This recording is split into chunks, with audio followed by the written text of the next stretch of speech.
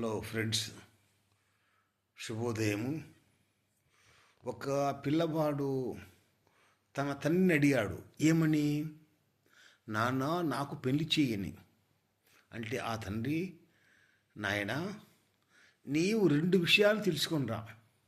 ఒకటి, చీమ యొక్క బిగువు, ఆడదాని యొక్క లఘువు అంటే తెలివితేటలు, ఈ రెండు నువ్వు నేర్చుకునిరా, లేక చూచిరా, తర్వాత నీకు వివాహం చేస్తానన్నాడు.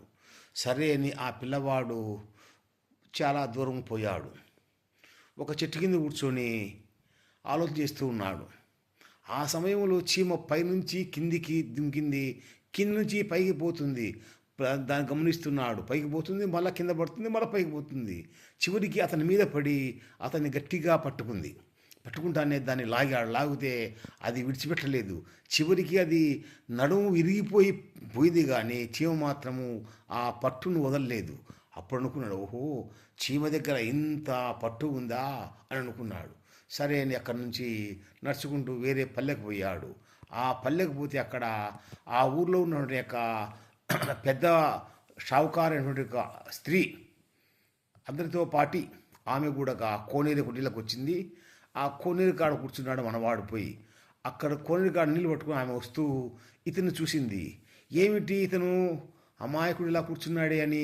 అబ్బాయి, ఏ ఊరు నాయన, ఎందుకు వచ్చావు నువ్వు అన్నాడు. అంటే ఆ అబ్బాయి అన్నాడు, అమ్మా, నేను మా నాన్నగారు చెప్పారు, ఆడదాని యొక్క మనసు లోతు తెలుసుకోమని చెప్పాడు, వచ్చానన్నాడు. సరే అయితే రా, మా ఇంటికి రా, నీకు అన్నం పెట్టిన తర్వాత చెప్తానన్నది. తొడుకొని అన్నం పెట్టింది. అన్నం పెట్టి తినేటప్పుడు ఆమె గట్టిగా అరిసింది, పట్టుకుండా అని గట్టిగా సరికి ఆమె యొక్క భర్త, ఆమె యొక్క మరదలు, ఆమె మామగారు అందరూ కట్టలు తీసుకుని వచ్చినారు.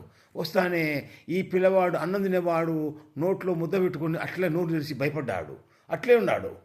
అప్పుడు చెప్పింది, అందరూ వస్తానే ఆమె పట్టుకుంది అతని గొంతు అనే విషయాన్ని చెప్పి, అన్నం తింటున్నాడు, గొంతులో అన్నం పట్టుకుందనే విషయాన్ని చెప్పింది. చెప్తానే వాళ్ళు వెళ్ళిపోయారు. తర్వాత అబ్బాయి చెప్పింది, చూసినావా అబ్బాయి, నా యొక్క విషయం, ఆడవారి యొక్క గొప్పతనము. నేను అనుకుంటే నిన్ను ఆ కట్టెలతో కొట్టించును, కానీ నేను అనుకుంటే నిన్ను రక్షించాను. అందుచేత ఆడది దేనికైనా సిద్ధమవుతుంది. ఆడది యొక్క మనసు చాలా తెలివిగలది, కాబట్టి జాగ్రత్త. నీవు ఇంకా వెళ్ళిపో మీ తండ్రి దగ్గరికి. అంటే తండ్రి దగ్గరికి వచ్చి, నాన్న, నాకు పెళ్ళి వద్దు, ఏమొద్దు తండ్రి, ఇటువంటి యొక్క మనసుని ఆడవాళ్ళు ఉన్నారంటే నాకు వద్దు నాయన, నన్ను దండం పెట్టాడు.